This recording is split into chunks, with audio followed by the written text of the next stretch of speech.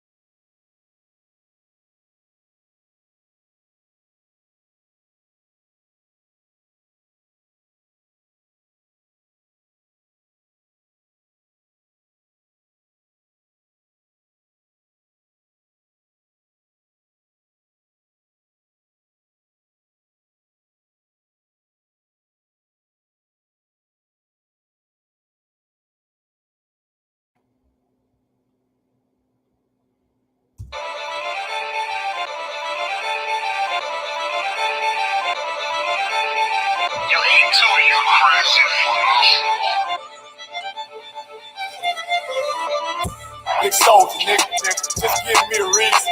Fuck peace, get even. One beat with fear. Take it over, nigga. Let me make it clear. They want the cloud, we want the zone. That's the way it is. I'm about to start a fire. Whole team full of riders. Nigga dead on the ride, boy. Ain't gon' be no survivor. Yeah. Big soldier, nigga, come on. Don't care where it is.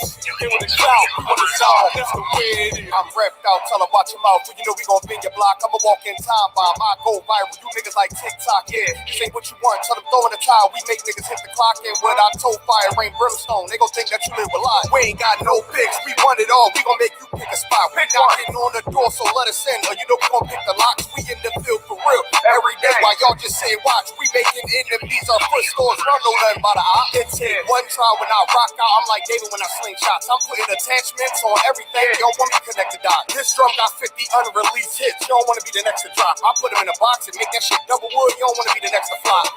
Yeah. Niggas feeling themselves. Get a shovel, tell them get the pot. Can't fit you and your man's in it. Just tell them get a bigger box. Cause I'll put you in one and knock you out one. Call up my nigga knock. I'll put your song on, cut it on mute, and then tell you that shit was hot. Big soldier, nigga, just give me a reason. Fuck peace, get even. One beat with fear. Take it over, nigga. Let me make it clear. They want the cloud, we want the zone. That's the way it is. I'm about to start a fire. Whole team full of riders. Nigga dead on the ride, boy. Ain't gon' be no survivor. Yeah. Big soldier, nigga, come on. Don't care where it is. They want the cloud, we want the zone. That's the way it is. Big soldier, nigga. I come in the name of the boss. So my niggas that is war town, already wait the coast. That point shoot bitch, red dead redemption. Got them niggas scared to whisper, shoot with us or against us. Can't stop till the zone loud. All things get the picture. He come from my head, I'm giving them lead. The preacher give him a scripture. Flow cold style vicious. Niggas sweeter than the missus. Got soldiers posted. I put them on your roof, Merry Christmas. Bring hither and slay him. Got the Glock out the book of Luke. Keep it stick like Dumbledore. Play dumb, I'ma let it loose. Call my gun harmony. Call my main bitch Betty Boop. He the truth, I'ma need the proof. Got stripes like people shoot. Hit his ass like a Louisville. Hit him low, then I hit him high. Bring him home to the umpire. Give him bars like Wi-Fi. Turn the booth to a bonfire. Little bitch, I'm a live wire. I ride like a cocktail. So mine when I ride by. Big soldier, nigga. Just give me a reason. Fuck peace, get in. One beat with fear. Taking over, nigga. Let me make it clear. They want the cloud, we want the zone. That's the way it is. I'm about certified. Whole team full of riders. Living dead on the ride, boy. Ain't gon' be no survivor. Big soldier, nigga. Come on. Don't care where it is. They want the cloud, we want the zone. That's the way it is. I heard they coming for blood, I'ma be coming for more. Give me the floor, they better come with a mop.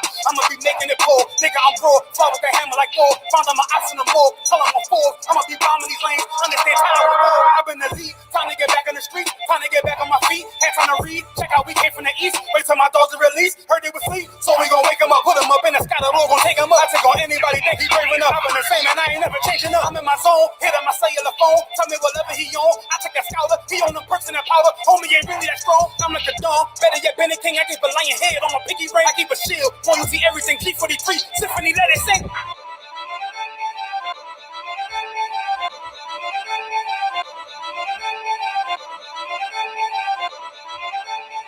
You ain't too, you crazy.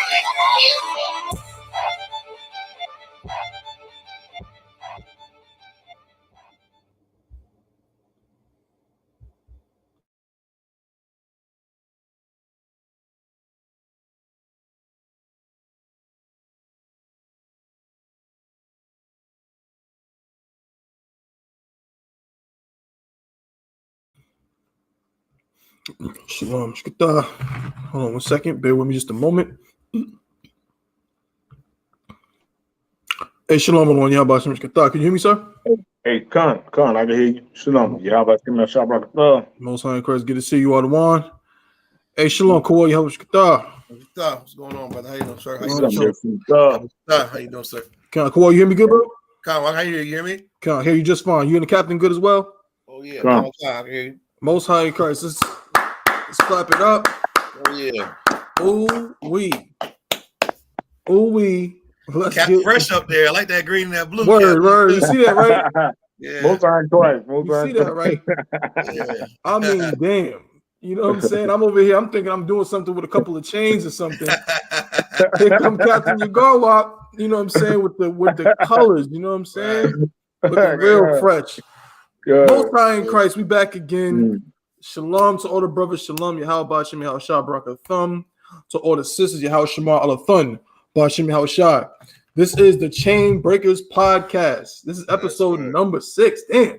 Number 6 episode of the Chain Breakers Podcast, brought to you by the I.S.U.P.K, the Israelite School of Universal Practical Knowledge, under Commanding General YAHANNA. Been in operation since 1969, teaching the truth, you understand, according to the Bible, that so-called blacks, Latinos, and Native Indians are, in fact, the true Jews, the true Israelites that the Bible speaks of. You know what I'm saying? And we've been doing this for quite some time, like I said, since 1969. And this Chain Breakers Podcast is one in a series of many podcasts and shows that the I.S.U.P.K has been doing all these years to bring the truth to our people. This particular brand on this show is all about breaking the chain. But, you know, as we always say, I got it from my Ottawa officer, Iraq. We're not breaking chains, you know what I'm saying, like physical chains or chain mail chains. We're breaking the chains of oppression, the chains that are on our brothers and sisters' minds. You understand? Our people, unfortunately, believe that we're no longer in slavery because we don't see the chains anymore. Because we don't see the actual physical, you know what I'm saying, iron shackles. We think that we're free in this place when that couldn't be further from the truth. We are absolutely in captivity and in slavery in this place. And you can just tell by how our people live in this place. You can just tell by how, you know what I'm saying, just the world that we live in, which is why we bring out all these topics on this show and all of our other shows. So we're going to do the same thing that we always do. And of course, we want to, at the same time, bring the information to the brothers and sisters and entertain the brothers and sisters, because even though what we're talking about is very, very heavy, topics and things like that, it's also important for y'all to understand the I.S.U.P.K under Commander General YAHANNA. We love Blacks, Latinos, and Native Indians, man. We love our people dearly. That's right. Love our people. You know what I'm saying? This is the place where you learn to love Black people, Latinos, and Native Indians. Right. Okay. So we're going to, we're going to talk about some topics, man. We want y'all to get involved as well. More brothers and sisters are going to come up in here. So make sure y'all sharing it. Let me put this up on the screen too. Make sure y'all are sharing this live. You know what I'm saying? Make sure y'all are sharing this live. Okay. Right now we're broadcasting from the Chain Breakers Podcast YouTube, I.S.U.P.K Durham YouTube, and the Judah Lions Facebook, which is one of our backup Facebook accounts for I.S.U.P.K Durham. You know what I'm saying? We're working to get it so we can broadcast from more channels, but that's no sweat. Go to any of those channels right now, and you can just take that link and put it up on your social media, put it up on your TikTok, put it up on your Instagram, put it up on all those things, and make sure you share it, all right? So we're going to get right into it. I always like to start off by introducing my brothers first and foremost. You know what I'm saying? To my immediate, which way is it? To my left, to my immediate left, we got my Ottawa, you know what I'm saying? One of the strong pillars in this truth, who's been doing it, you know what I'm saying, for some time, and just continues to just get strong and just push that truth, you know what I'm saying, the way he's always done. But it's getting, what he's doing out there in Oklahoma City is amazing, you know what I'm saying? So we got Captain of 10,000, Yagarwap, with us, you know what I'm saying? That's right. Most High in Christ, Colonel Khan. And then to my Ottawan's immediate left, we have my brother, Fayetteville's finest, you know what I'm saying, out here, another pillar in the school, you know what I'm saying? Me and this brother came up together, you know what I'm saying, out here in, you know what I'm saying, in the truth in North Carolina, you know what I'm saying, learned up under the tutelage of Captain Nayathak, Captain 13,000 Nayathak, Officer 5,000 Yahweh, Officer 5,000 Zion, Officer Lahab. So many brothers, man, we've been rocking out for some time. One of my good, you know what I'm saying, close brothers out here in the truth. You know what I'm saying, Officer 1,000 Kowal. Damn right. All right, so right. Always great to have my brothers on the show. Obviously, y'all might be able to join us later today, you know what I'm saying, but he's dealing with some things right now. So, you know what I'm saying, if he comes in Most High in Christ, if not, we'll try to get him on the next show when he's, you know what I'm saying, more readily available. So, as always, I like to start with letting the Ottawa and the Akim, if there's anything y'all want to bring out, you know what I'm saying, before we get into the meat and potatoes of the stories for today. And we got some good ones. We got some very viral and trending topics. That's on everybody's Facebook, on everybody's mind, that everybody's talking about, that we're going to get into for today. But before we do that, is there anything you wanted to bring out, Cap? I'll leave it to you first, sir. Yeah, Con. I just want to bring out that you have the deal is very disturbing. I brought it out in my class this week, the law class on Wednesday. But I looked on YouTube, and YouTube has this woman, it's an old devil. She's like 88 years old or something. Her name is Dr. Catherine Krager.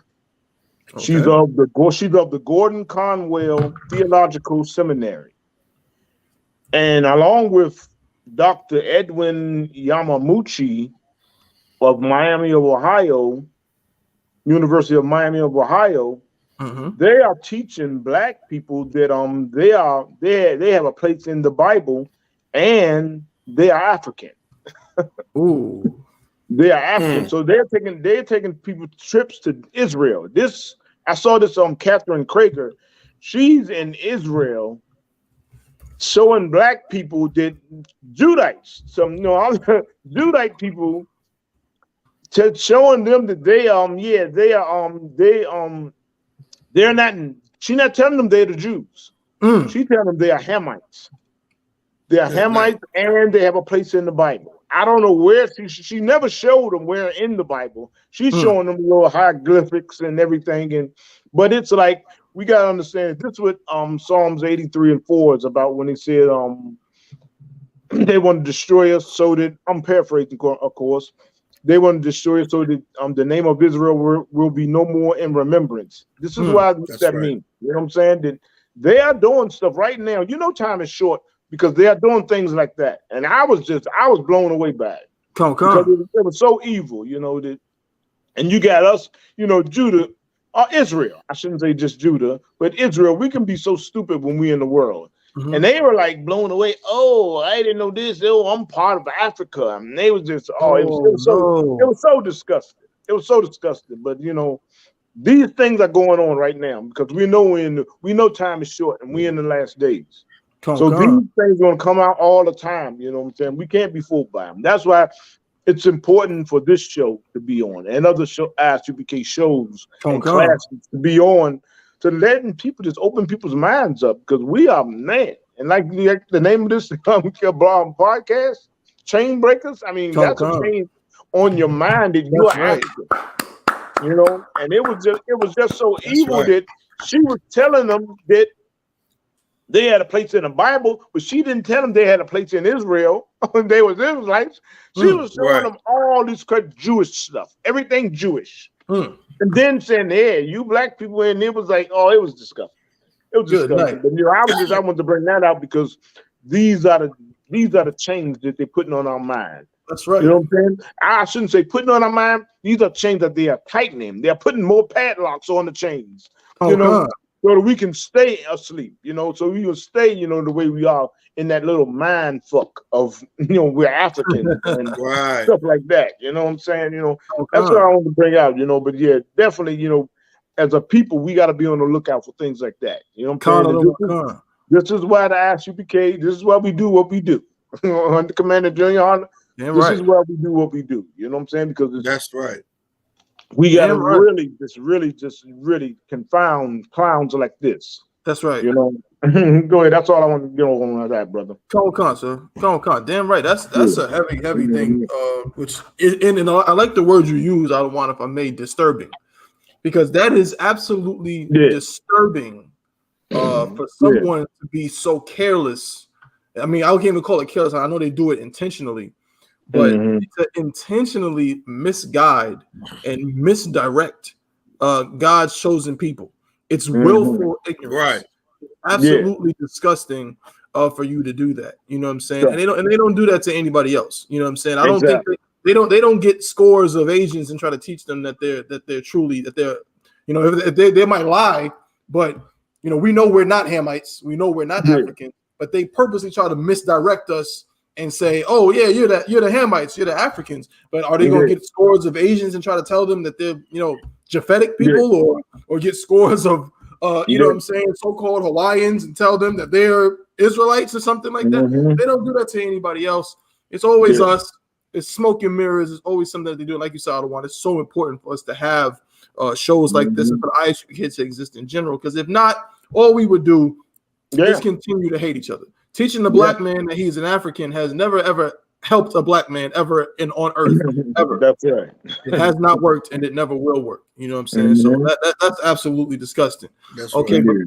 Officer Kowal, is there anything? I mean, if you want to you know, comment on that, and then just go into something you wanted to bring out, I'll leave the floor to you. Oh, wow. I'm just, you know, let's get into these stories. You know, only thing that was on my mind was seeing that nasty video speaking about Hamites, those mosquito cakes. Oh, brother. First of all, who the hell thinks about that? Like, how do you come up with that?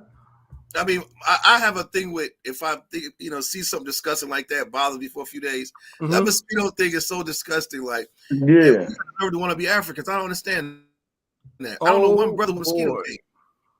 Like, how do you even make that up? And then, you saw the video when the devil ate it. He almost threw up himself. But anyway, I'm off it. Oh man. No, I'm about to just, you know, I mean, we don't got to get into it, but let me just, you know what I'm saying, show them on the side there. You know what I mean? It can't hurt. It was bad. Just to show you on the side right here. I didn't see the video. I definitely didn't see the video. No, I didn't. Oh, well, you're looking at it I heard about it, but I didn't see the video. Then let me play it for you. It's a short clip. Let's play the video for Captain Mosquito burger. Mosquito burgers. Let's see this. All the malaria. You're right, malaria. All that just in the burger. You know what I'm saying? Let's just see it. Damn. Back to Africa, my man. Yeah, right. Anybody going back to Africa? Look at all the mosquitoes. How do you even focus in that?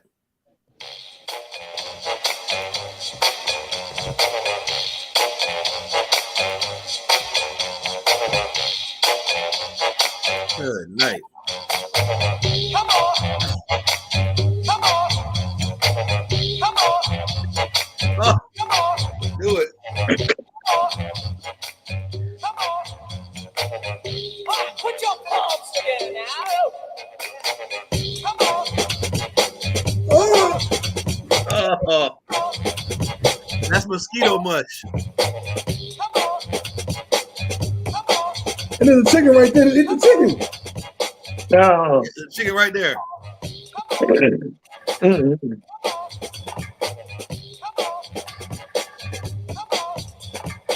There's nothing there. Look how you flipping it. 1, 2, 3, 4. Oh man. Oh, did you get when the devil ate it? That wasn't the video with the devil eating it. If I can find it real quick, I'll go into it. But if not, you know what I'm saying? We'll save it. That's just raw dead mosquitoes. That's all that was. Bruh. No seasoning salt, no cheese, no bread. Come on. Raw mosquito. Come on. I mean, it's so many things you can eat. There's so many things in the wild you can eat. And like you were saying, it was a chicken. It was a chicken walking past. Like, damn, the chicken trying to get the mosquitoes off of it. Yeah. It's a chicken. I mean, get that. I mean, there's so many things you can eat. I mean, you have to be a heathen. You have to be a heathen to look at a damn mosquito and say, oh, that's tasty. I mean, come on, man. Right. Come on, man.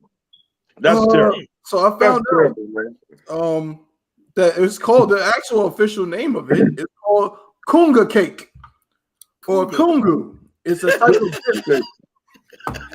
It's a type of cake come on, man. in the African Great Lakes region, specifically countries surrounding Lake Malawi, Tanzania, Malawi, Mozambique, made of millions of densely compressed midges or flies. Yeah. Right.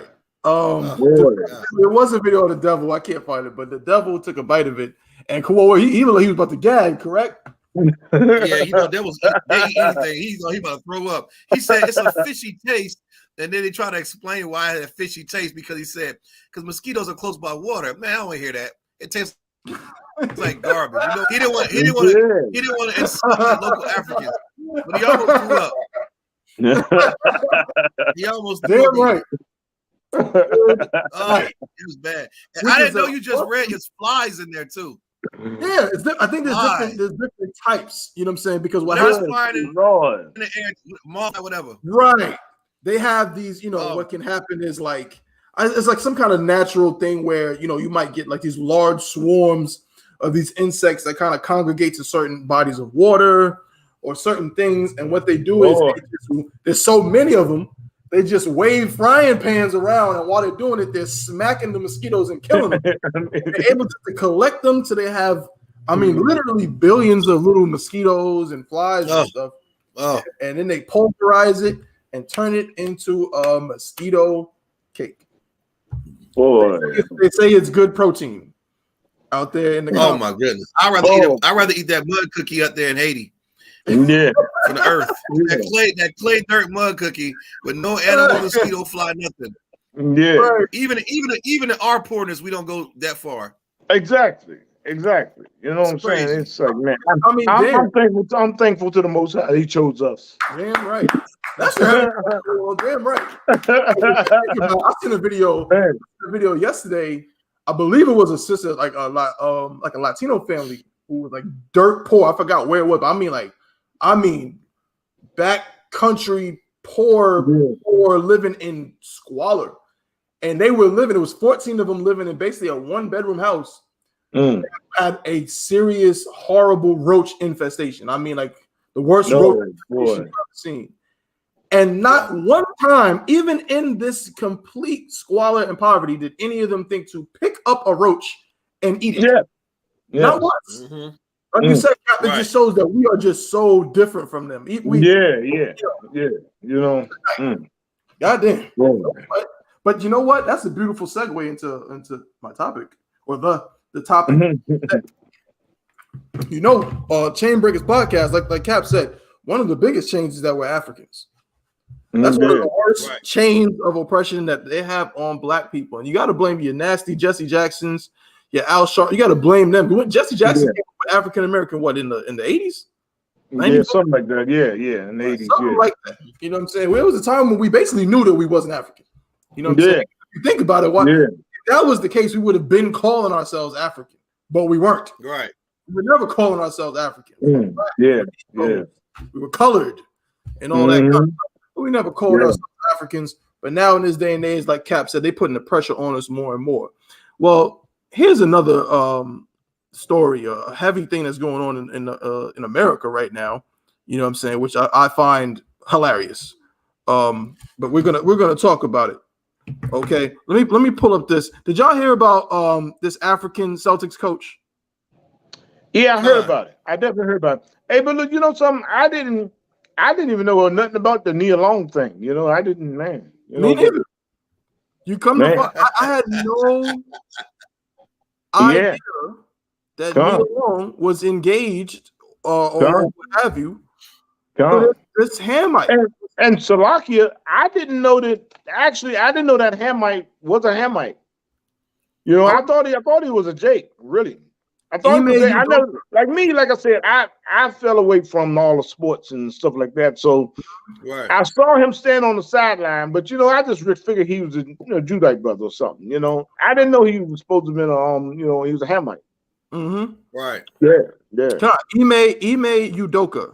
He's Nigerian. Yeah. I saw that name. I said, "Good Lord, I know that's the name of the brother." Right. yeah. Ime Udoka is a Nigerian American professional basketball. Yeah, Udoka's father was of Nigerian descent. Right? Even though, he's one of them blending in type cats. Born in America, he's from Portland. You know what I'm saying? It said, but his father was Nigerian, which is it qualified him for Nigerian citizenship. Right. Okay, so he has Nigerian citizenship. You know what I'm saying, through his father.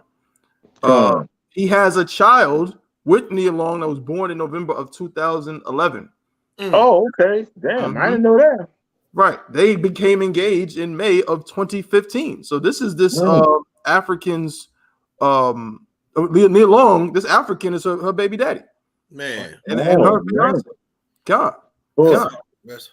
So the big news that everybody is talking about, why it's been such a hot button issue, is because apparently the African was caught in an affair, cheating on Nia Long. Of course, if you don't know who Nia Long is, she's actress. She's been in the game since the 90s. She's always been looked at, amongst Judites, amongst Israelites, as one of the most beautiful, black actresses. Ever graced the screen. I remember, even though I was real young, I remember how brothers used to talk about Nia Long. Yeah, you know what I'm saying? She was in Friday. She was in, a bunch of movies, classic joints, Soul Food. Boys in the Hood. I just saw Boys in the Hood. I forgot she was in Boys in the Hood. You know what I'm saying? Yeah. She was in Boys in the Hood, right? Well, this African who was her baby daddy. Let's see. Let me pull up this article right here. It says Twitter reacts to news Celtics coach Ime Udoka allegedly cheating on Nia Long. Bro, it's Nia Long. That's what everybody's saying. Everybody is so damn surprised. They're in shock. You know what I'm saying? Brothers is like, oh man, you fumbled the bag. You got this beautiful, legendarily beautiful black woman, and you done messed it up. You know what I'm saying? That's what some of the brothers in the world are saying. And of course, black women. And this is what I really want to get into. The black women are just like, no, not Nia Long. Right. They're like, yo, if she's getting cheated on, then what the hell am I gonna do? Right. That's what all the sisters are saying. You know what I'm saying? So a little bit here. It says Ime Udoka is trending on Twitter, and it's not because of the Boston Celtics. Sports reporter Shams Charania tweeted that the 45-year-old allegedly was found to have an intimate and consensual relationship with a woman who has a role on the Celtic staff. This is a clear violation of Boston's franchise guidelines. Okay. Mind you, they put a picture out of a sister. I forgot the sister's name that they put the picture out and said that it was her. It was not her. Okay, that sister that everybody sees the picture of floating around. She's not the one. She is not the one that this African dealt with, and I'm so happy. Okay. Me too. Linking up with a coworker at any job is a risky situation, especially when you are married. And when you're married to actress Nia Long, it gets even riskier. Udoka is the head coach of the Boston Celtics, and he led the team to the NBA Finals during his first year. A prey. Good gracious. That means that, come on, that's like a lion preying on an antelope. Good Lord, for prey. They're preying our lives. They're preying on us to ruin our lives. That's right. You know, if they don't kill us, they're gonna lock us up. Damn, for a prey. Man, go ahead, brother. They are for a prey, and none delivereth. Nobody's going to deliver us. That's right. Nobody's going to deliver us. Nobody's going to deliver us. You know what I'm saying? But the I.S.U.P.K and the Commander Junior Hanna. We got to deliver our people. That's right. You know, I mean, through the spirit of the Most High in Christ, man, we got to deliver our brothers and sisters, man. You know what I'm saying? And this is why we stand on those corners. That's right. This is why we have these shows, and this is why I have these classes. This is why we fight so hard for Blacks, Hispanics, and Native Indians. Because what? We are just for prey. You know? And who else is going to deliver us? Who else is going to deliver Israel? Huh? The Christian pastor? I mean, come on, man. Good Lord. Man, I yield, brother. Man. This is a little bit more, sir. Oh, go ahead, brother. Go ahead. For a spoil, and none saith restore. Oh, good gracious. For a spoil. Look, they conquered us. They conquered us. We are not supposed to fight back. We are not supposed to argue back. You know what I'm saying? Against Massa. You're not supposed to argue back. You're for a spoil. You already conquered. You know? Man, and what else did it say at the end part? And it's like for a spoil, and none saith restore. Man, none saith restore. Nobody want to restore. Nobody want to lift a finger to restore us. That's right. You know what I'm saying? It's so heavy when you hear Commander Junior Hanna say, you know, we're going to fix black people. Nobody want to do that. You know what I'm saying? This is why we got to restore our people. You know, because who's going to restore us? You know, man, that's why I love the I.S.U.P.K and the Commander Junior Hanna through the spirit of the Most High in Christ. Hey, we going to restore Israel. We're going to restore Israel. You know what I'm saying? Because leave it up to them. Nobody's going to restore us. Man, we're for a prey. I mean, come on. Good Lord, man. Man, the Bible is just so heavy, man, and deep, man. It's ours. It's ours. It's the only thing that's going to save us. Nothing's going to save us. You know, nobody, no guns, no weapons, nothing's going to save us. You know, but turning to the truth of the Bible. Turning to the truth of the Bible. And hey, it's all prophesied. We be righteous as prophesied. The Most High going to send Christ. Hey, we're going to be out of this place. You know, man, go ahead, brother. I yield, brother. It's just a heavy, horrible thing. And I'm going to get, of course, I want to hear Officer Kowal and Officer Yarmot, let me get their input. But if I could just read a little bit more, it kind of breaks down like what happened that night. The witnesses that implicated Jackson in the crime. It says there was a witness that said that Chillis, who was the third man, fired first, and that Jackson, Ernest Jackson, shot Perry, that's the victim, 3 times in the head. Jackson was arrested in October of 1999. The pathologist who performed the autopsy found Perry died of multiple gunshot wounds that perforated his heart, both lungs, liver, spleen, colon, and kidney. Dr. Jerry Jones testified that he did not see abrasions on Perry's head or scalp. Court document. The jury acquitted Jackson of a deadly weapon charge, finding that he did not shoot Perry. After filing several appeals, a lower court resentenced Jackson to 60 to 80 years in prison under new legal guidelines, reversing life sentences for 17-year-olds. In 2017, the Nebraska Supreme Court upheld his conviction and new sentence. The court concluded that Jackson's sentencing followed the law and was also subject to the judge's discretion. Let me scroll down a little bit. Allowing a new trial so Cooper Ryder could testify after the state could no longer retry him would encourage perjury, the court added. We also reasoned that Jackson knew Cooper Ryder's testimony would have been beneficial to him, or he would not have attempted to secure it. Jackson's supporters said his next route to fight for freedom was the sentence commutation and pardon. The board consists of the governor, attorney general, and secretary of state. Let's remember, this is Nebraska. I mean, I'm not saying ain't no black people in Nebraska, but I mean, it seems like one of those good old boy states. Right. 275 violations is not the type of behavior we're expecting from inmates who want a pardon. Ricketts said, I think that's the governor. Just two more paragraphs, and I want you to chime in, Kowal. Jackson supporters argued that only 4 of the disciplinary write-ups were in the past 7 years, and another inmate admitted to the most serious charge in a letter. They also said the board disregarded a commendable write-up he received for preventing a fight. This is a quote. "Do you know him? He's a decent human being," said Lauren Ludy, a prison volunteer who works with Jackson on presentations to other inmates about alternatives to violence. "I see him every Saturday." This is the last one. "I was hoping," this is a quote, "I was hoping that you'd err on the side of mercy," Ludy pleaded with the governor. And I wanted to stop there because that to me is such a heavy thing. We in the I.S.U.P.K, we've heard about mercy before. First of all, we're trained to have mercy. You know what I'm saying? We're trained to have so much mercy that we hold food drives and pass out food to white people. God. You understand? Like, like that's something that when I first seen it, I was confused. I'm like, are we supposed to do this? Yeah.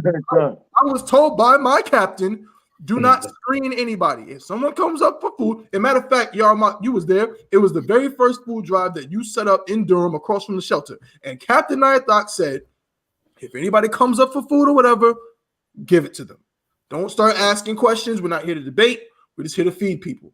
That's real mercy.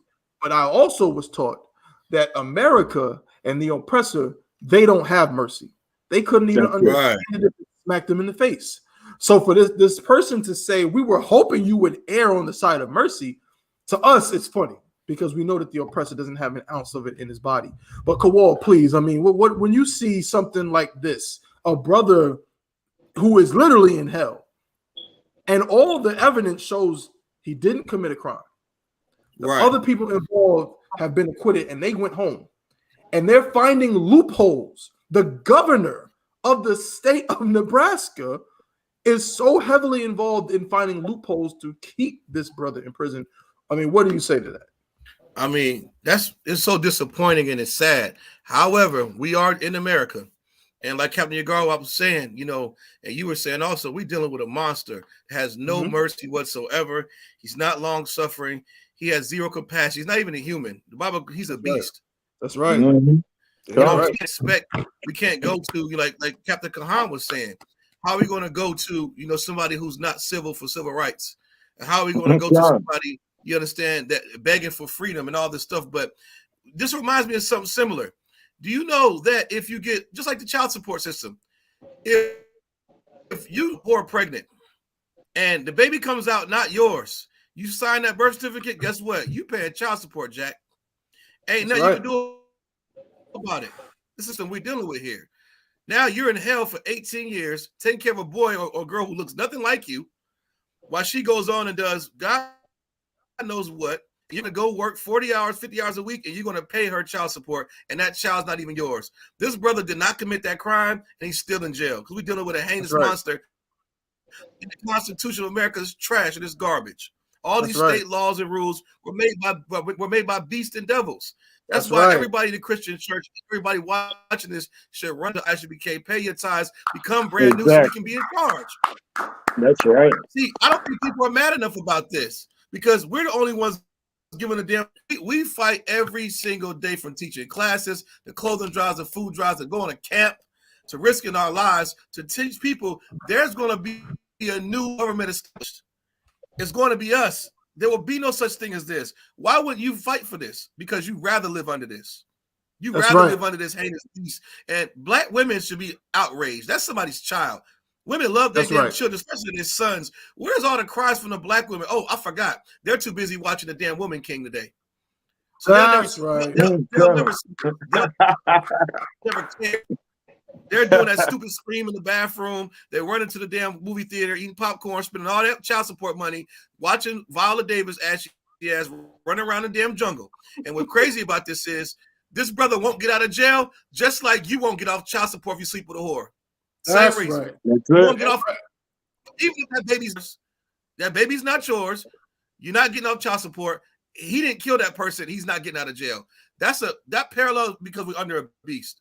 That's right. And it's disgusting. It makes me sad. And there's nothing they can do to pay that man back. Nothing. Damn You right. can't get that time back. That's all. That's all I got. Most High in Christ. No, that's an excellent point, brother. You know what I'm saying? To bring into the fold these sisters. This is what we always say in I.S.U.P.K, going back to the topic of mercy, if I may, as the brother's been saying. You know what I'm saying? Like when Brittany Griner went to the Russian prison, before anybody said anything, it was the I.S.U.P.K that said something. Right. And guess what? She's a lesbian. She wouldn't look in any of our direction because she's a 7-foot lesbian. You know what I'm saying? She's a 7-foot lesbian smoking weed and paying child support, as Kowal just said, obviously for a baby that is not hers. But you know what I'm saying? But yet still, she's a sister. And because she's a sister, we extended our hand and we, of course, told the truth about the matter and said what was happening to her was wrong and was disgusting. But we also were realistic and said, hey, listen, she got to take it like a man if that's what she want to be. We're always just telling the truth in the I.S.U.P.K. All we do is tell the truth. And here again, we got another situation where everybody else is quiet. This is a black man in 2022. This is not 1917. This is not 1888. This is a black man in 2022 who it's on record that he didn't commit the crime. The government knows that he did not commit the crime for which he is currently being jailed. Yet they are finding ways to not release him. Like the brother said, in our government, that will not be a thing. Right. That is not a thing. If a black or Latino or Native Indian man was in charge, that brother would have been out of prison if he was falsely accused. As soon as the other brothers was acquitted, he would have been released from jail. He would have been released from jail immediately because that's not how we operate. You know what I'm saying? We're not like these people. Like Kowal said, they're not even really human, not even people. They are beasts. It's, oh my God, it's so disgusting. Yahanan, you know what I'm saying, brother? I want you to chime in on this because, you know, again, you being a brother that teaches the brotherhood class, we see one side. We see the side with cats like PNB Rock, you know what I'm saying, where we're often that title is put on us. That title of look at how violent they are. Look at how much they shoot each other and kill each other and how disrespectful they are to each other and so on and so forth. Well, here's an example of a brother who didn't do that. He didn't murder his brother. And in fact, the brother who actually pulled the trigger, it was self-defense. And yet a black man is still in jail. So what do you say to people who might look at or might ignore this, and people who say, well, if you're just a good citizen, if you just follow the rules and don't commit crimes, you'll be all right. You know what I'm saying? Like those are the kind of things that they say. I mean, it's one of many things that they could say in a situation, but what do you say about it, Yahanan? Of course, I understand. Like the first thing you got to understand is this: Barakatai Hawaii was shot for Officer Tabawan, because without you, we wouldn't even know this brother's name. We wouldn't even know the condition that this brother was in. You understand? Which is why his family members should be watching this show right now, because this is the only place where we're fighting for his freedom. You understand? The whole oath.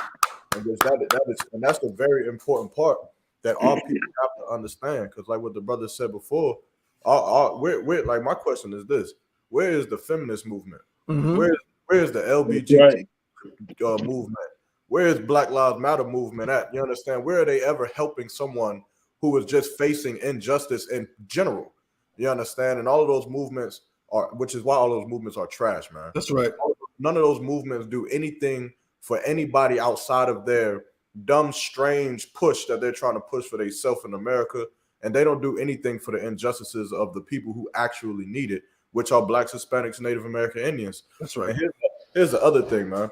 For them to say that because he has infractions or whatever inside the prison, and that's why they won't appeal him or they won't release him for something he didn't even do, is such a devilish thing. And I don't care whether it's a black man saying it, I don't care whether it's a white man saying it or a Chinese man saying it. That's right. Whoever said that is a goddamn devil, man. Yeah, right. The devil. Because you have no idea what you go through being in prison. You have no idea what you go through even just being in a holding cell in jail. You stay there one day, that is a time where you could catch another charge just because someone is trying to pick a fight with you. That's just right. because someone is trying to mess with you or trying to take your lunch. And because you're a man, you got to stand up for yourself. And now you got to go upside his head. That's another charge. And then when the guards come up because it's a scuffle, of course they're going to say you hit the correction officer.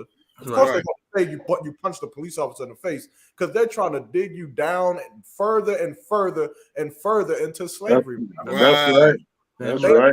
Passion on those brothers. And I was just on my phone and I just seen a brother, and I forget his name, but he's in prison right now. And they posted a photo of him and he was healthy when he was in there, full beard, looked strong, you understand, whatever, looked normal. Man, they posted 3 other pictures and this brother looked like a goddamn Egyptian skeleton that they digging up today, man. Right. He's in prison right now and he is dying, man. Right. But of course, they don't give a damn about that brother. They don't give a damn about this. They don't give a damn about none of us, man. That's right. They look at them like they dogs when it's commonly known that there is a high amount of brothers who are serving time right now for crimes that they did not commit. That's right. And you would think by having that knowledge that they would have some kind of compassion on the brothers, because you would think they would say, well, we can't treat them all like they Jeffrey Dahmer. We can't treat them all like they're serial killers and murderers and rapists, because they're all not serial killers and murderers and rapists. And so now this is a prime example of a brother who you're treating like he's a goddamn criminal when he's not a criminal, man. That's right. That's right. He's black. You understand? And of course, being black in America is damn near just it's like being born a goddamn criminal, man. You understand? Right. And this story, it haunts me because I know, like the scripture that you pulled, they are snares and holes, man. That's right. Like, you fall, if you don't stay on your toes, man, and you don't follow the guidance and counsel of Commander General YAHANNA, and if you slip up one bit, you could not wear your seatbelt and end up like this brother. That's right. That's right. You can miss a child support payment and end up in the same position that this brother's in, because America is a beast, man. And it is run by the devil that the Bible speaks of. And that devil seeks to slaughter our people, man, and push us down into slavery and keep us there forever. You understand? And that's very evident with this brother right here. You understand? My heart to this brother, because I can feel his pain, man. I can empathize with this brother, just knowing how easy it is to become a victim of America's crimes, man. That's right. That's right. Damn right. Damn right. Most High in Christ. That's again, sad. I wish if somebody can find me the name of the brother. I know I've seen the pictures. As a matter of fact, I seen it on Instagram. I seen it on Instagram. I'm not sure the brother's name. I know who you talking about, Yarma. Is Castillo Vaughn. Yeah. That's his name? Vaughn. Yeah, these pictures right here. Khan. Yep. That's what he looked like, and this is what he looks like now. Right. Yep. That don't even look. That look like that rapid weight loss. That's crazy. That looks like HIV or something. Like he looks like he's in Somalia, not malnutrition. That's more than just being malnutrition right there. Dang. That don't come from you just not eating. Like that brother looks sickly, deathly. And that should be a lesson to us, man, to serve the Most High. When he talks about he'll take you to the lowest hell, that's low, right? That's low as hell, right? How much lower can that get? You're in jail, probably 23-1 or in pop, and you sickly like that, where you can't even move or barely use a bathroom. Like you're dealing with the Most High, man. He's not playing. That's what I fear. That right there is a nightmare. And then on top of that, to make that hell he's in even worse, which for all you watching that's not in the I.S.U.P.K, that's not taught that hell is not a place you go to. That brother you watching right now, Castillo Vaughn, he's in hell. And guess what? Is his prayers been now? I don't know. I don't know if they are. Do you see how weak and sickly that man looks? And he's in jail around other people. And he's begging for sister took those pictures and asking, and guess where he has to go to get this help? The so-called beast that put him in there. Now, before you smoke a blunt or do anything to break the law, you think about that. Think about that brother's condition, man. Like, that is a disturbing picture. But you're dealing with the Most High power. But he can hurt you, but he can also heal you also.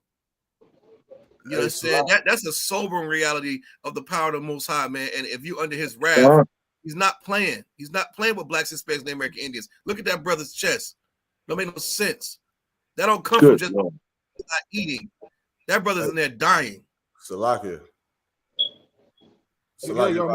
I got the I guess the report on it. It says I spoke to Castillo Vaughn's family. He's 32 years old in medical crisis at Elmore Prison. The photo on the left was a few months ago. He was having stomach problems from an old injury, underwent surgery in distress, developed an infection, and then his family received the photos on the right months after. So he had, I believe the brother had got shot and had to have surgery. And then during the surgery, got an infection, and now he can't get proper treatment for what he's dealing with. Right. My goodness. If I could, this goes back to something Officer Yarmak said, which is so heavy. And I'm glad we're talking about this. This is a nice, again, I love the organic nature of this show. You know what I'm saying? That you brothers just kind of have, you know what I'm saying, allowed me, you know what I'm saying, to allowed us to bring to the forefront. It helps us kind of just be able to be off the cuff and talk about things that no one else is talking about. This is a situation now. Again, I don't know if this brother might have got stabbed in prison, but if you see, he obviously, now he might have had an injury on the left already, but it's very possible that, you know what I'm saying, he might have sustained an injury while in prison. Someone might have stabbed him. Someone, you know what I'm saying, any kind of trauma could have happened to this brother to lead him to be in this situation. But this is what Officer Yarmak and the brothers was talking about. You go in prison, and on day one, you go to a holding cell, and on day one, you can be put in a position where you have to make decisions you would never have to make if you were not in jail. You are put in a position where you might have to do something to protect yourself, to protect your honor, to protect your integrity. That generally speaking, you're not going to have to worry about if you're going shopping at Harris Teeter. You're not going to have to worry about if you're driving in your car down the highway. But now they because of some false accusation, they put you in a prison that has other brothers who are also in that predicament. And now some lunatic or some other brother who, you know what I'm saying, who might need medication or whatever the case may be, he might just try you. He might, you don't know what can happen. And now you are in a position where, like, in order to not lose my life, or to not lose my honor or my integrity, I might have to commit what is considered, even though it may not be true, a crime. Because they're not going to look at it as self-defense. Yeah. They're going to look at it as what? As another citation. Because you're just another animal in there with the animal. See, this is proof. See, this is what he's in here for attempted murder. He's in here for this, and now look what he did. And they'll say something like, that can't be a coincidence. No, it is a coincidence, you dumb, because you put this brother in here with wolves when he never committed a crime in the first place. That's right. And now he has to do something like this. So this brother right here, again, I don't know exactly what was the circumstance that surrounded this, you know what I'm saying, his condition. But you go in one way, and no one ever asks about how you end up doing certain things or whatever the case may be. But then here's the funny part. If he was doing criminal activities, everybody would talk about it. They would use that to say, look at him. He's just another animal. He belongs in there. He should be in there. But when the brother is goddamn dying, you know what I'm saying? People who are not in law enforcement have to plead and beg, please do something about this brother. This article right here says, let me zoom out. It says his sister, get help. Woman says brother is seriously ill in Alabama prison. ADOC says he is getting necessary treatment. We shall see. A South Alabama woman is pleading for help for her brother after she says she received photos showing him in dire medical distress in a state prison. Casey Vaughn's Facebook post about her brother Castillo Vaughn has been shared more than 12,000 times and has captured the attention of inmate advocate groups. The post included a photo of a healthy Castillo, age 32, accompanied by disturbing photos showing him emaciated. In one of the photos, his eyes appear to be rolling back into his head. Dang. Castillo is an inmate at Elmore Correctional Facility in Central Alabama. He began serving a 20-year sentence in 2019 for multiple convictions out of Baldwin and Mobile counties for burglary and unlawful breaking and entering a vehicle. Court and prison records show. So he's not even in prison for a violent crime. He has a 20-year sentence for burglary and unlawful breaking and entering of a vehicle. He was up for parole in June, but that parole was denied. He will be eligible again for parole consideration in June of 2027. I mean, this is really sad. This is really, look at this brother, man. Yeah, that's like no compassion whatsoever. You know what I'm saying, for our people, man. If this was, you know what I'm saying, if this was some devil named Tommy, you know what I'm saying, or Bryce, there would be a national uproar. There would be a national uproar to get him the proper treatment or get him out of prison or whatever the case may be. But because it's a black man, I guess this is what they want when it comes to us. Damn. Salak, anybody got anything further on this before we move on to the next? No, long. No sweat. The water officer Yard Mop. You know what I'm saying? This is an excellent, you know what I'm saying, excellent point just to piggyback on what we were just talking about with the brother Ernest Jackson. You know what I'm saying? And this is what happens to us. It's a damn shame. This is what happens to us because we're painted as the criminals. But let's segue into a real criminal. I'm going to do what Kowal said. I'm gonna put this cat's face. You know what I'm saying? And I never liked him anyway. To me, he wasn't all that good. Right. You know what I'm saying? I don't know nothing about football. I don't know much about it, but to me, you know what I mean, there's better quarterbacks out there than this cat, and they love him. That's why they ain't say nothing, because they love Brett Favre. Yeah, they love him. Yeah, they love Brett Favre. Because Brett Favre, you know, he played for that. He didn't play for the Cowboys. That's America's team. You know, but he played for Green Bay, and he just got that good old boy demeanor. Yeah, exactly. Yeah. You know what I'm saying? His name is Brett. He looks like one of them dudes who probably, you know what I'm saying, rides bulls. You know what I mean? Right.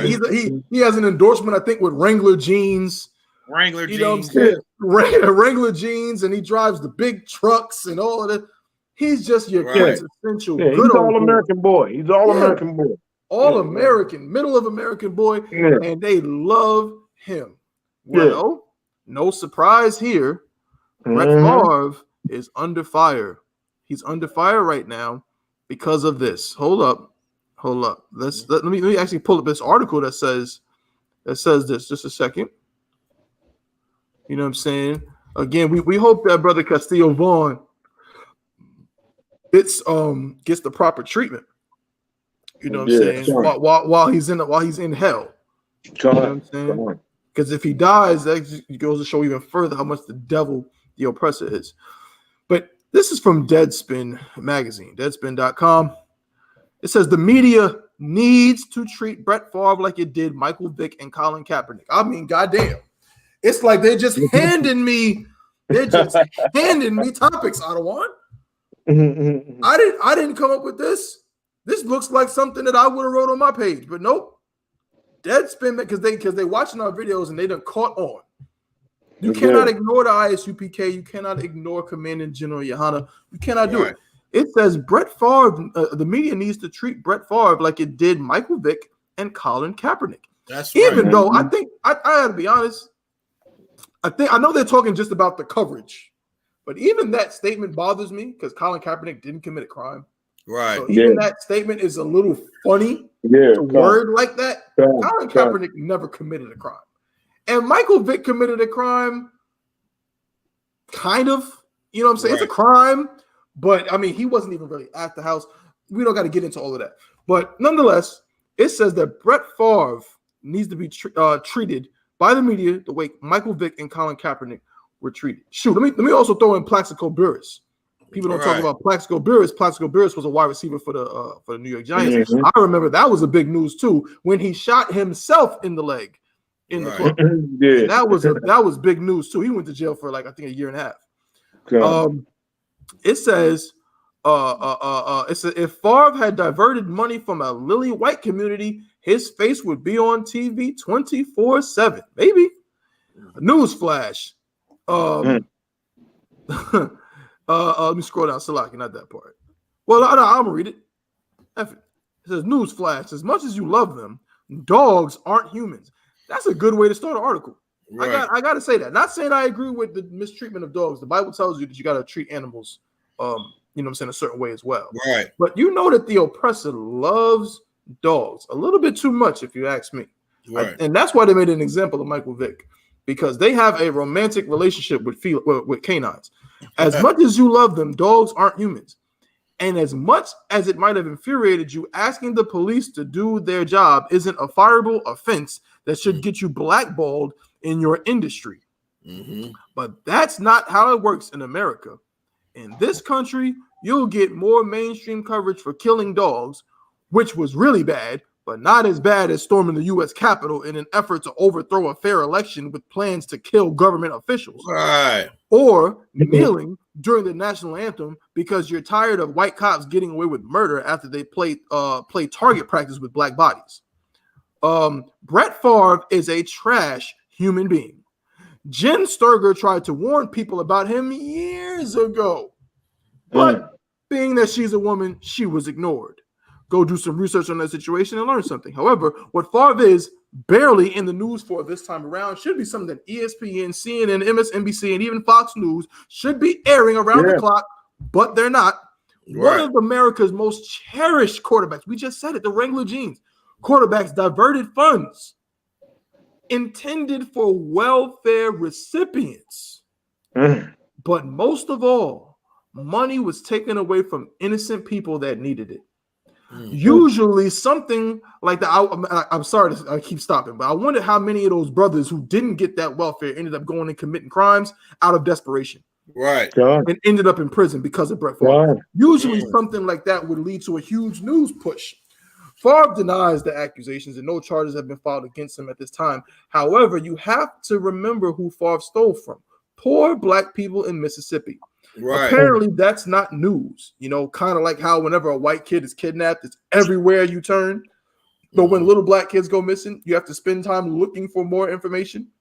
And that's even if anyone cared enough to cover it. Salakia. When Mississippi Today published their story earlier this month about how the state's former governor assisted Favre in using welfare funding to pay for a volleyball stadium at his daughter's school, it was the ultimate gotcha moment, as it included text messages that proved that Favre and company were deliberately robbing the poor to give even more to the rich. Here's a quote, this is from the text, was just thinking that here's the way to do it, Favre texted. If you were to pay me, is there any way the media can find out where it came from and how much? Favre asked. Favre, this is what Kowal said. See, I'm telling you, bro, these people are not smarter than us. Favre's face should be on every tabloid in New York City, and updates about his case should be scrolling across the bottom of every sports and news network. Right. Why? Because this is the norm when black athletes do something that's nowhere as bad, that upsets people. I put that part in quotations because most of the time the offended aren't mad.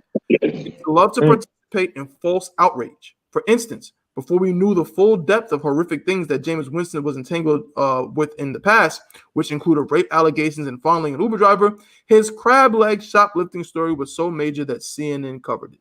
I'll stop there. Cap. Good. Jameis Winston with the crab leg. Good. Hey, Shalaki, what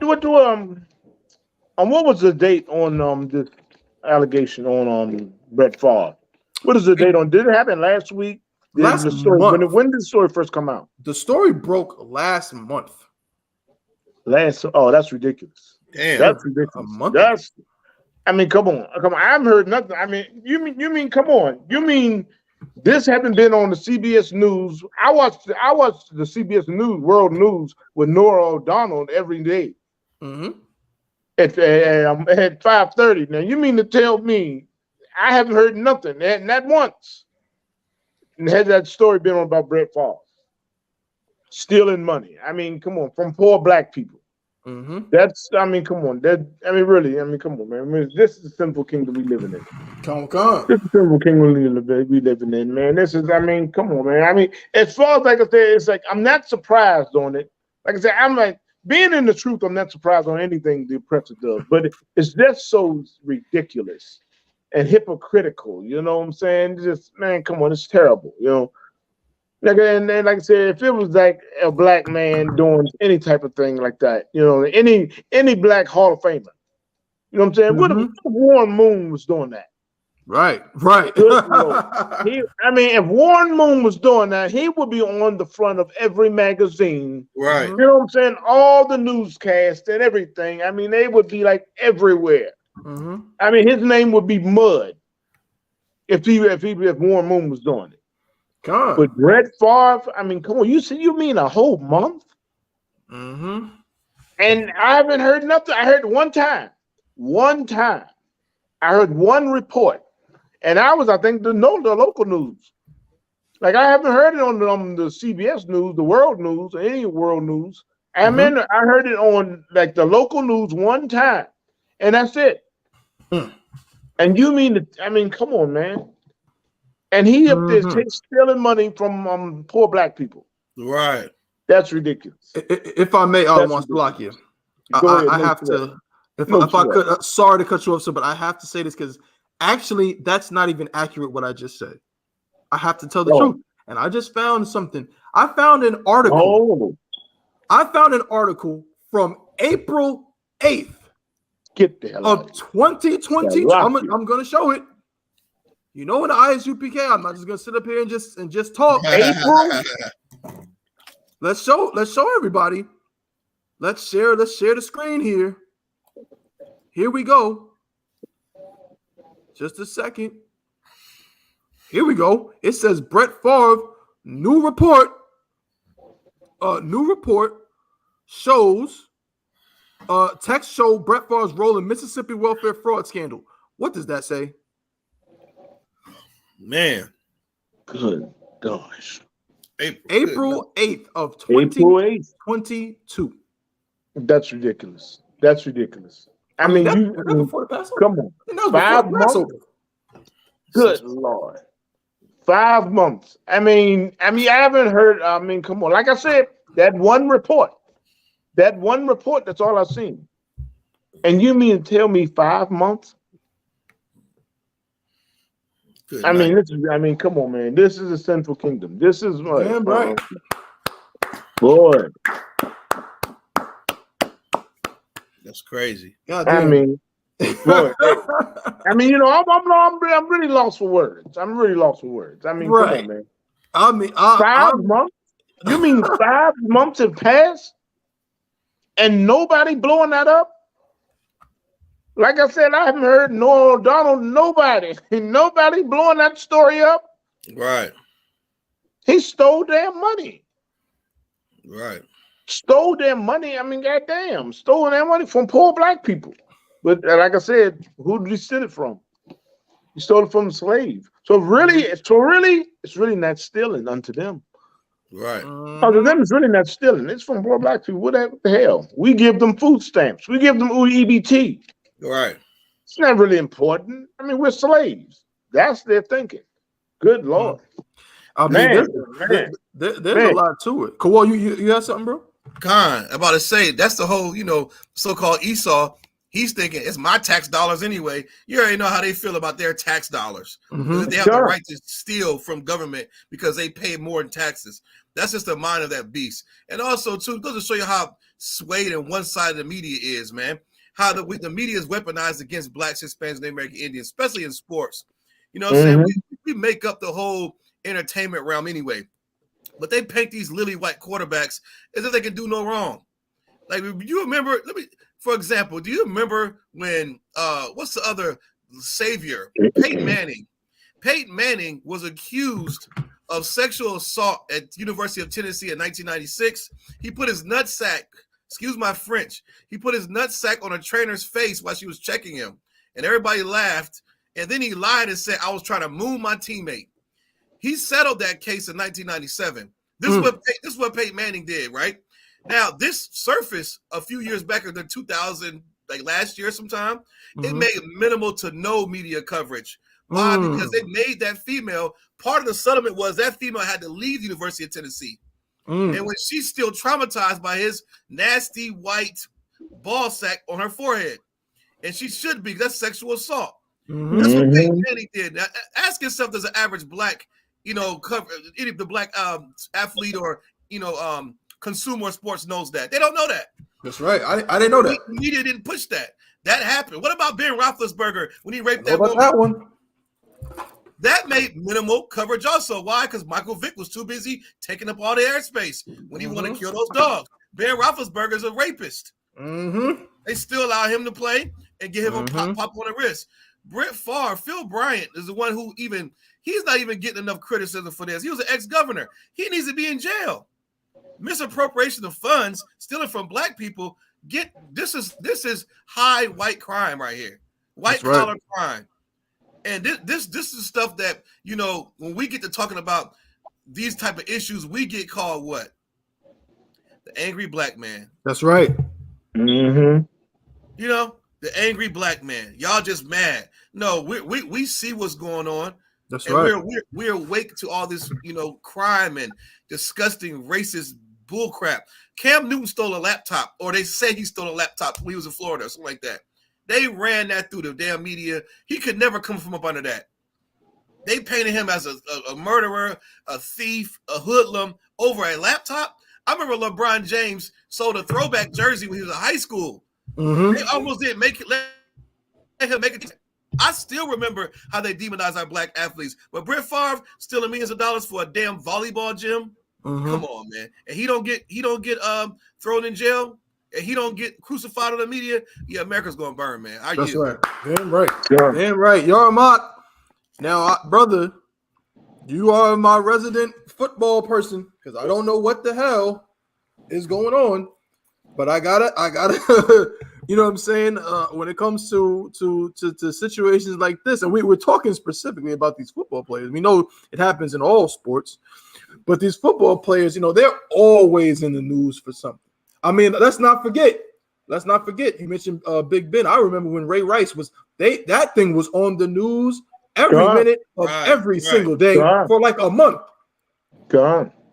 And I don't think Ray Rice ever got convicted of anything because his wife, she married him. She wasn't even upset about it. Now, of course, we're not saying that what the brother did was okay. Right. To hit women, but we're simply saying that you want to talk about blowing something out of proportion. He might have just had a moment of, madness because he was upset, whatever the case may be. But his wife, she married that man. And guess what? I remember even black women, you know how they do. They were calling her stupid, calling her names and all of this stuff because the media would not stop talking about how Ray Rice was just this and that. And mind you, the NFL at first didn't even say anything. Then the video came out and they had to save face and be like, oh, well, we got to suspend him now. You know what I'm saying? Now we got to suspend him indefinitely or whatever. Right. So we've done this many a times when it comes to a black man. The poster boy. Ray Rice is the poster boy for domestic violence. Ray Rice and OJ, excuse me. Ray Rice, and forget how many oppressors have murdered their mothers and their wives and their children. You know what I'm saying? Chris Benoit didn't become the poster boy for domestic violence. Right. He murdered his whole goddamn family. That's right. But Ray Rice and OJ, who was acquitted, are the poster boys, for domestic violence. Michael Vick was the poster boy is still the poster boy for animal cruelty. Right. This is what happens, but not Big Ben.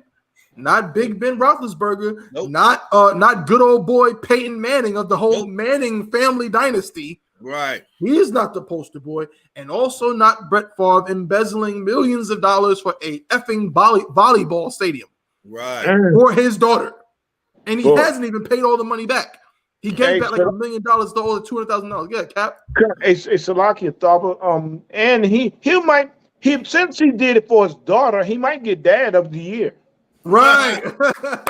You know, come on, he's just so loving and kind of his daughter. I mean, that's so sweet, isn't it? Right. Come on, man. Thank God. I mean, that's a special kind of love, Ottawa. You're right. That's a special kind of love to embezzle millions of dollars from poor black people in Mississippi so your daughter can play a stupid sport that nobody watches. You know what I'm saying? Anyway, but now, you know what I mean? When I say stupid, nothing wrong with volleyball, Salakia. I'm just saying his daughter sucks. She's not good, okay? I'm sure of it. But for his beautiful daughter, yeah, I'll steal from niggas. Yeah, no problem. And we have the text messages to prove it from all the way back in April. But nobody has said anything until what, like a week ago? Right. Maybe 2 weeks ago? You know what I'm saying? Let me read a little bit more, and then I want to get Officer Yarmak, Salakia. I wanted to also just point this out. This is what I wanted to point out. So Brett Favre, you know what I'm saying, he currently, you know, is going through it, but people was like, well, what's going to happen? Already somebody from this whole scandal has pleaded guilty. John Davis, former director of the Mississippi Department of Human Services, went to a courthouse in Jackson, Mississippi on Thursday, and he is set to plead guilty to federal charges in a conspiracy to misspend tens of millions of dollars that were intended to help poor families. So the fire is definitely it's on its way for Brett Favre.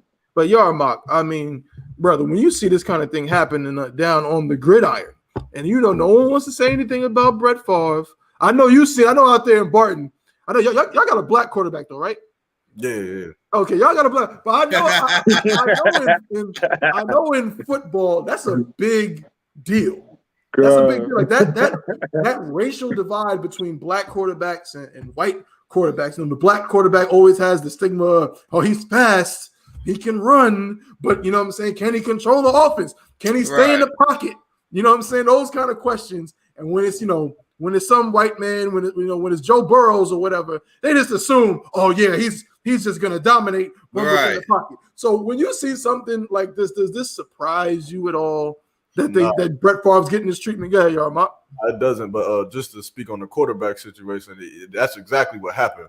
Because you know, my school right now it was our first year program, so everything was brand new. And the Lynch, who was the black quarterback, he was second. That's why I call him Willie Beeman. But we had this white quarterback by the name of Tyler Flippin, and they had him on like the fake NCAA football game covers and things like that, and he hyping him up. And this dude was trash. I think we lost the first 2 games in the preseason. That boy ran off like Lamar Jackson. They said this the one.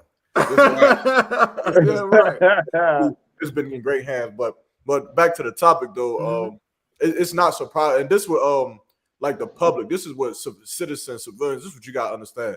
Just because someone throws a football, that doesn't mean that they're not politically against you. That's right. It doesn't. That they will not steal money that is intended to feed the poor. And it just shows you. And Brett, like you said, Brett Favre is someone who we've not me per se, but generally we all love Brett Favre. We all love the typical white quarterback that you think loves black people because he loves his football team. When really that Brett Favre could be an all-out racist on that football team. That's right. And we would never, you understand? We would never know what his ideas politically are, nor does America care to figure out what they are, because he's the typical white football household name quarterback who, you understand, we would never question. But we got to start questioning these things. And again, this is why this podcast is so important, so that we can bring up the crimes that our oppressor is committing against us, man. Right. And really, for Brett Favre to be stealing money, you're talking about a man who has made over $140 million in his whole career. Who has endorsements from Nike, Wrangler, I mean, good night, Sears, MasterCard. He has numerous endorsements, which he's still getting paid for to this day. Why is he stealing money from poor people? Right. You understand? And if that doesn't show you how much of a devil our oppressor is, man, good. I don't know That's what right. you talking about a millionaire here, man. That's A right. household name. Brett Favre can go anywhere to any Big Ten college football team, ACC school, and do a speech, and he could get paid tens of hundreds of $1,000s to just come and talk. That's right. To schools, man. You understand? But he's stealing money from poor people, and of course, we know where that money is actually getting taken from. It's getting taken from the people who actually need it, man, which is blacks, Hispanics, and Native Indians. That's right. But here's the one thing I really want to just focus on and bring out is that this story, like we say it all the time with brothers who get shot by police and they make headlines. It's terrible what happens, but we got to understand the reality is this. This one story is just the one time they're getting caught. That's right. He would not have done it if he believed that he was going to get caught. And what made him believe he wasn't going to get caught was the reassurance from all the other devils who do it all the time. That's right. They told him, we do this all the time. There's no way you're going to get caught. So, so we gotta start thinking about, man, who else is stealing money? Why does Flint, Michigan not have water?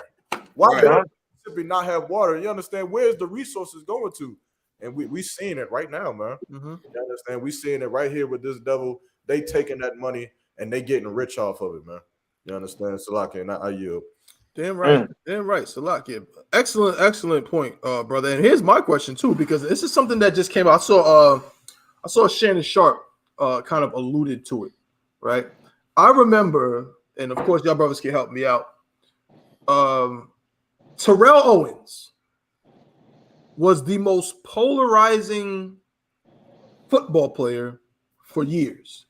It was like he was simultaneously hands down the best wide receiver, but every time they talked about this brother, it was about his antics. Right. It was about, I remember Skip Bayless's dumbass would call him, he called him T.O., team obliterator. Those are the kind of adjectives they would use to describe this brother, even though wherever he went, I mean, he was dominating. You know what I'm saying? I don't think he ever won a Super Bowl, but he was dominating. And they used that because if I'm not mistaken, Terrell Owens is not a first ballot Hall of Famer. No. He went in after like 3 or 4 years. I think it was like his last year of eligibility, but he's not a first ballot Hall of Famer. Even though other than Jerry Rice, he has every record when it comes to the wide receiver position. But when people would say, well, why is he? They would say, well, they don't like him. The media doesn't, this stuff is done by media people. Media doesn't like him. They look at him as he's not a team guy. He's not a this, he's not a that, and so on and so forth. It's off the field antics. I wonder if Brett Favre, when this all is said and done, whether he does jail time or not, I wonder if any of this is going to have any bearing on how those same people view his Hall of Fame career. Right. I wonder if he'll get kicked out of the Hall of Fame. I wonder if people will start to question whether or not he deserves to be in the Hall of Fame for his off-the-field antics, from stealing millions of dollars from poor black people in Mississippi. If you had to ask what I believe is going to happen, I would imagine that they don't give a damn. Right. Because right now they're not talking about it. You understand? They're not going to say anything about Brett Favre, you know what I'm saying, embezzling millions of dollars from poor black people. They won't even mention it. All they're going to remember is the good old boy putting the goddamn hay barrels in the back of his truck in the Wrangler jeans. That's all they're going to remember. But when it comes to a black man, just let Patrick Mahomes get caught, you know what I'm saying, walking out of a restaurant without giving a good tip. You know what I'm saying? Let Lamar Jackson or one of these guys do something small and insignificant, and they will get treated way worse than Brett Favre. This is a completely despicable display of white supremacy. This is white. People talk about white privilege. This is white privilege. This is it. It's a lot of our cricket every part, and again, just for the Hall of Fame does not have mechanisms that they don't take anyone out the Hall of Fame. They protect them once they're in there. And of course, Brett Favre.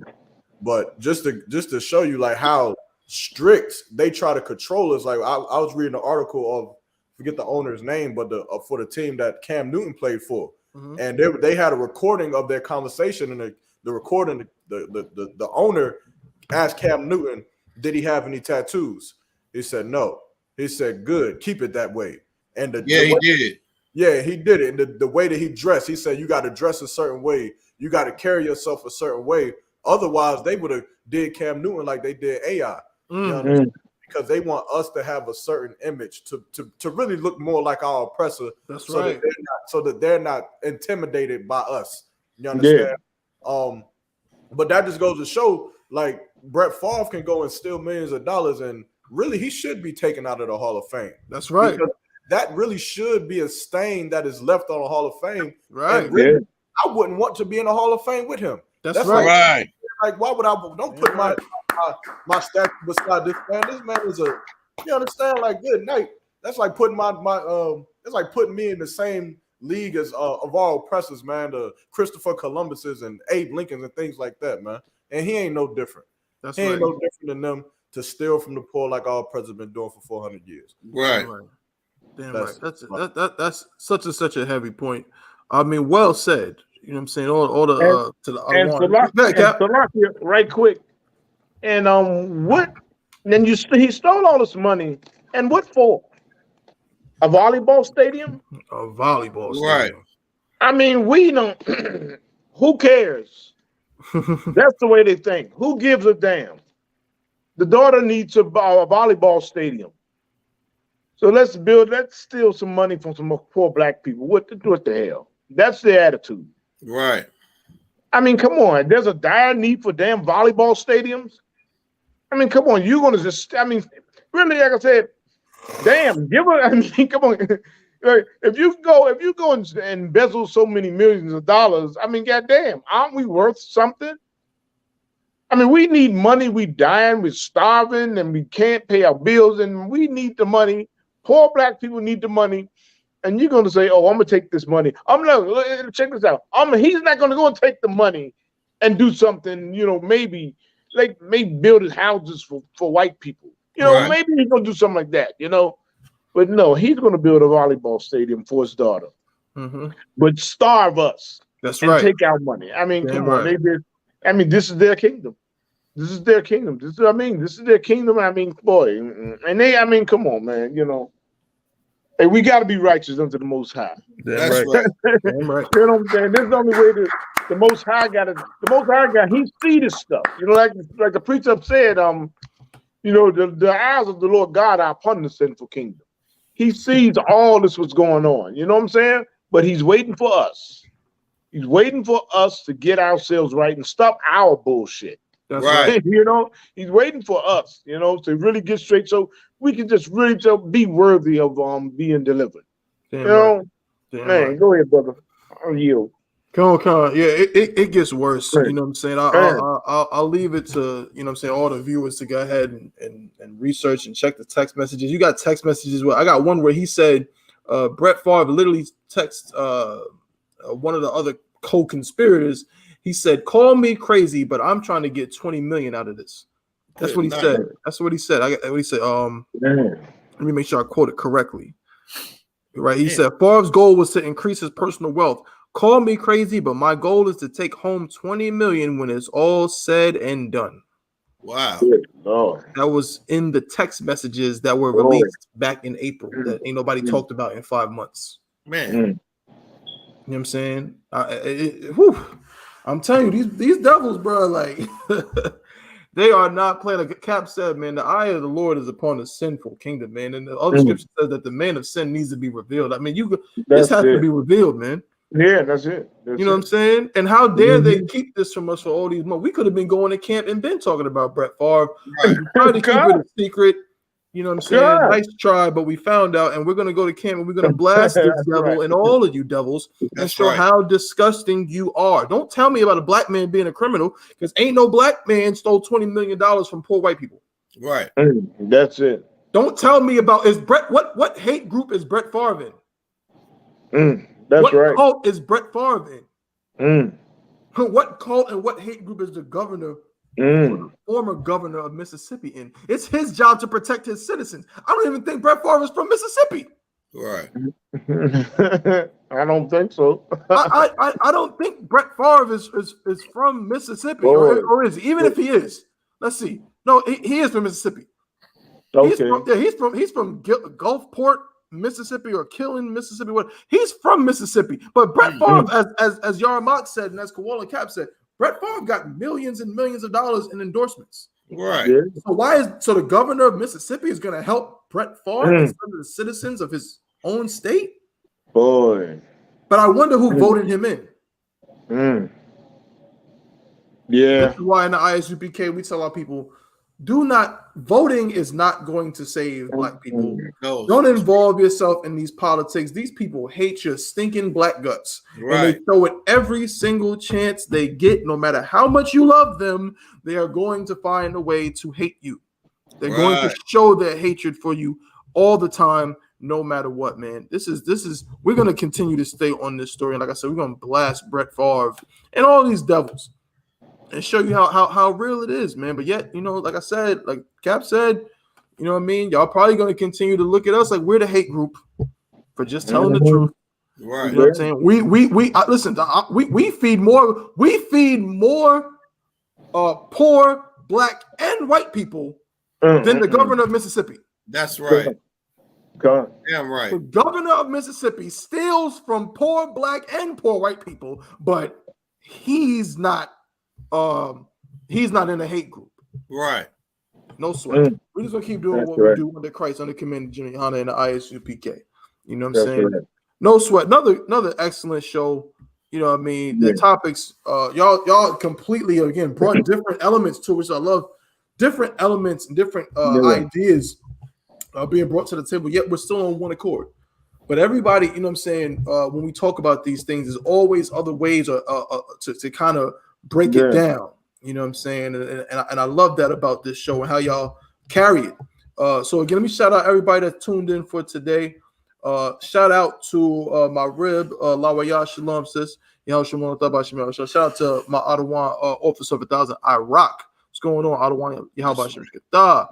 Shout out to Cap's rib, the sister Kazakwa. Nah, Shalom, sis. Shout out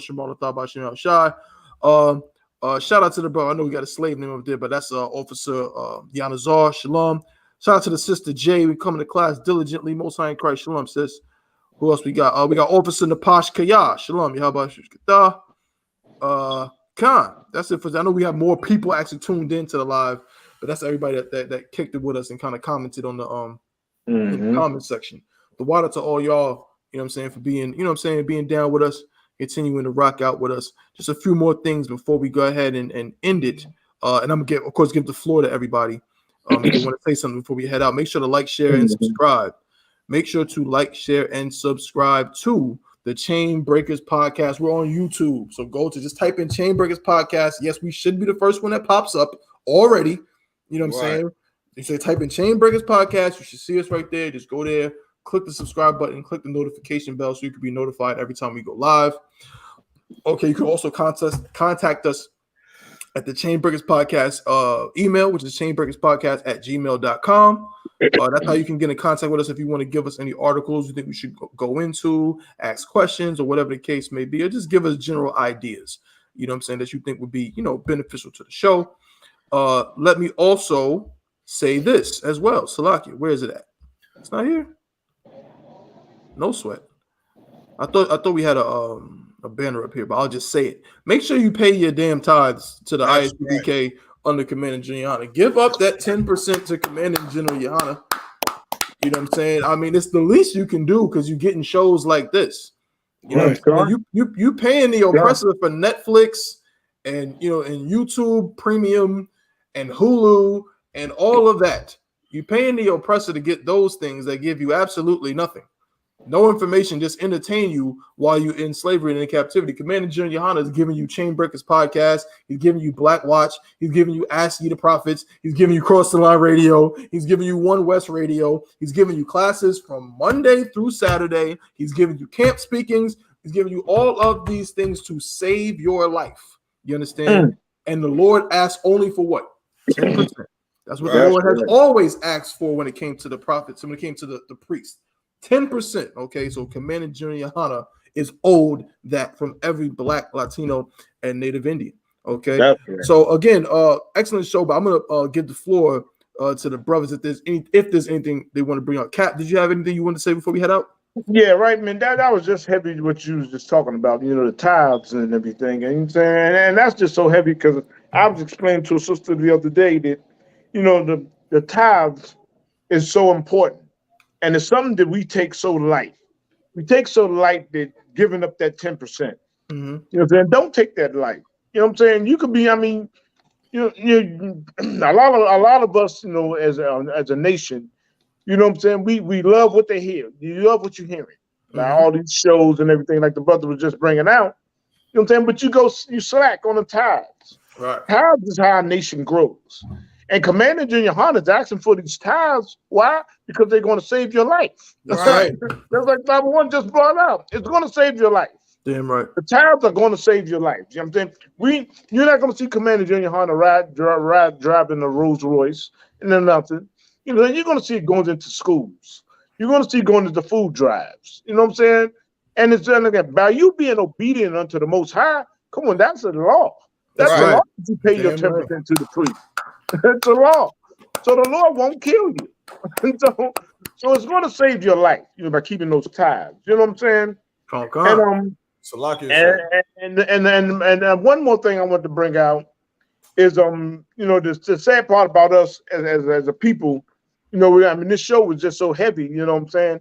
And the thing we were about the coach, the Celtics coach and Nia Long and everything, and we're gonna have to take the rap. Black men are gonna have to take the rap for the African coach. Right. Because the white man is gonna say, oh, he's just a nigga just like any other nigga. You know what I'm saying? So he's not gonna say he's an African, he's gonna put him he's that African American. And so we're gonna have to take the rap for Mabutu, whatever his name is. You know what I'm saying? You know what I'm saying? But brother, if you could right quick, give me Job 20:4. Come on. Job chapter 20:4. I just want to read the precepts, because we were talking about Brett Favre. The Brett Favre, man. The white man is just such a hypocrite. He's such a hypocrite about he want to have a sovereign nation. He want to do the good. He want to be. America is this boy full of the white man. It's the white man, the hypocrite. Right. You know what I'm saying? So it's a heavy precept right here. Job chapter 20 verse 4. This is the book of Job, chapter 20 and verse 4. Mm-hmm. Knowest thou, Slaki, not this of old, since man was placed upon earth? Since man was placed upon earth, knowing this time, man. Just the Lord placed men, placed us, people on the earth. You know what I'm saying? Mm-hmm. This was known. Read on, brother. Verse 5. That the triumphing of the wicked is short. The triumphing of the wicked is short. The white man likes to win all the time. He's like to win all the time. No matter what, he wants to win. You know what I'm saying? But his triumphing is, come on. It's short. His time is short. So it's almost up. His time is almost up. So this is why we have these shows and these classes and why we stay on the street and cry loud and spare not, like the Bible says. You know what I'm saying? Because his time is running out. His time is running out. His time is short. It said the triumphing of the wicked. Read on, brother. That the triumphing of the wicked is short, and the joy of the hypocrite is but for a moment. The joy of the hypocrite is but for a moment. You see that? All this joy, he prospering. Brett Favre said he want to get, when it's all said and done, he want 20 million out of it. Right. You know what I'm saying? His joy, he's a hypocrite. His joy is but for a moment. You know what I'm saying? All this evil that they're doing to us, that's from poor black people who need the money. We needed money before the damn pandemic. We needed more money before the pandemic. During the pandemic, you're gonna steal money from us? You know what I'm saying? Well, yeah, his joy is but for a moment. You know what I'm saying? And that's a beautiful thing that I want the blacks, Hispanics, and Native Indians to understand. We want you to understand. I.S.U.P.K on the Commander Junior YAHANNA did. You know what I'm saying? his joy is but for a moment. Right. All the evil that they do, they're not going to get, the Most High going to pay them back for it. Damn right. You know what I'm saying? But like I said before, it takes us. We holding up the process. Us as a people, us as a nation, we holding the process up. Christ, like I said, Christ is jumping in this chariot. He's probably jumping in his chariot every day. You know what I'm saying? Christ is wondering when we going to get it together. That's right. Waiting for us. We got to wake up. We got to do things righteous unto the Most High. You know what I'm saying? And this is our gist of this whole system of the I.S.U.P.K under command of Junior YAHANNA. This institution is waking us up, being righteous unto the Most High, so Christ can come back and deliver us. That's right. You know what I'm saying? Damn right. Go ahead, brother. I yield, man. Excellent. The water for that precept. Although I'm gonna put precept book. That's a excellent point. Yeah, Khan says so. The sister asks, you know, how do you pay tithes? You can of course go to I.S.U.P.K.com. You can pay your tithes through there. There's a link on the I.S.U.P.K website, which is currently under construction, but the link does work. It will take you to the PayPal where you can pay through PayPal. I know you can also pay through Cash App, but I can't remember the exact Cash App address at the moment. And Zelle as well. You know what I'm saying? There's a few ways that you can pay it, but the easiest way is to go to ISUPK.com and go through PayPal. That's the easiest and quickest way to do it. Okay. So the water for that, sis, and the water for that, Cap. Kawal, Officer Kawal. How's it, Kawal? Salaki, brother. Is there anything you want to say before we wrap it up? Big shout out to everybody today for tuning in. Like, share, and subscribe. Big shout out to Captain Garp, also Thabawan Yamap. Also, too, get ready for the Nashville cookout that coming this following weekend. I think it's the 28th through the 1st. Damn so right. if you make that in Nashville for the Dirty South cookout, bring your family. Let's get it on. That's right. Also, to download Officer 5000 Zion Allah's new album. It is out right now. That's right. And, the name of the album is called. Hold on one second. It is called "Go Ahead and Shine" by Officer Zion Allah on all platforms, Spotify, iTunes. Go ahead and get that downloaded and stop letting your girl check your phone. I'm out of here. Damn right. Damn right, bro. For sure. Shout out to Officer 5000 Zion Allah. He got that heat. We've been saying for a minute he need to start releasing some of the joints. He would just release a little something here and there. Right. Okay. All right. Finally, he done put out the whole project. I cannot wait to listen to all the UPK brothers, man. If you want to listen to real rap, because them cats in the world cannot rap, they all suck. But if you want to hear cats that actually have talent and know what the hell they're doing, go to I.S.U.P.K. You know what I'm saying? Listen to cats like Captain the Cod. You know what I'm saying? You want to listen to Danya Allah, Zion Allah. You know what I'm saying? Listen to brothers like that. You know what I'm saying? They really putting it down. You know what I'm saying? So of course, shout out to him.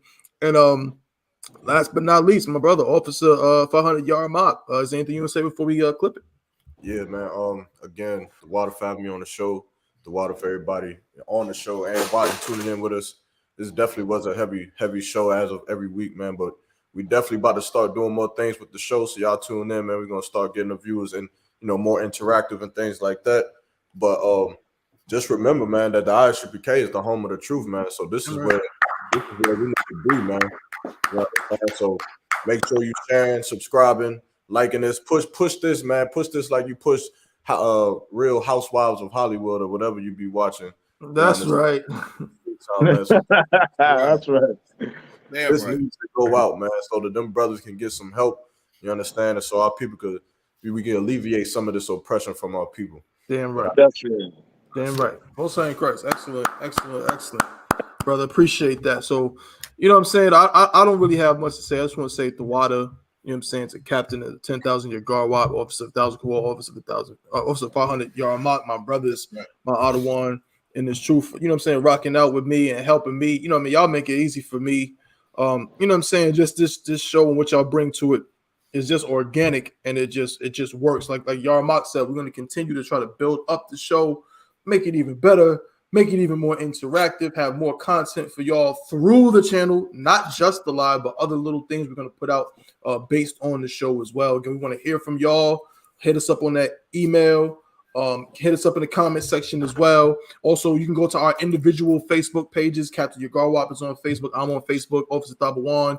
Officer Yard Mox on Facebook, Officer Kowals on Facebook. Hit us up, you know what I'm saying? Talk to us, man. We're gonna start, you know what I'm saying, driving it home. Same thing we do with all the other shows in the I.S.U.P.K. You know what I'm saying? So with that, you know what I'm saying, we're gonna clip it for this week.